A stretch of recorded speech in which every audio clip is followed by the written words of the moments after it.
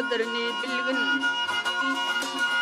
Sağlığın kadrini bilgin hasta olmazsan burun Hastalık şükrünü kılgın tek ölmezden burun Düz yerin kadrini bildir yağı dolmazsan burun Gemidey huşkar oturgın Yaşlığın kadrini bilgin tek olmazsan burun Yaradan yadın neken başın yoğuz haldadır Ötseyidir yadı düşmez belli bir hoş haldadır Ömrünü beyhuda tutma fırsatın bir yeldedir Devse bir balıkadan sol değil seni ol güldedir Gülüm yadından çıkarma tek solmazdan durun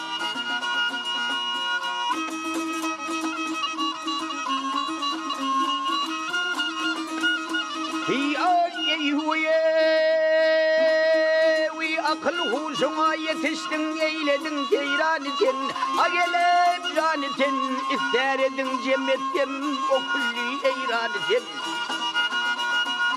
İmedin birdem farahat, imedin birdem farahat Tanrı veren naneten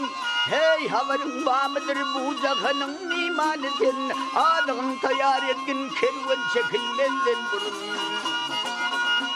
Kalmamış bu köyne dünya rüsemiyle zaline Karım olma iki ulluk iyi içki maline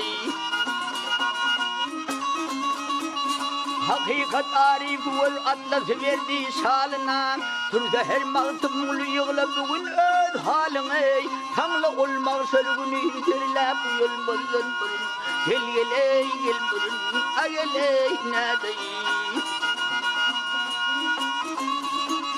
Tanrı olmak sörgünü derlep yolmazdan durun Yaşlığın kadrini bilgin teğul olmazdan durun Sağlığın kadrini bilgin hasta olmazdan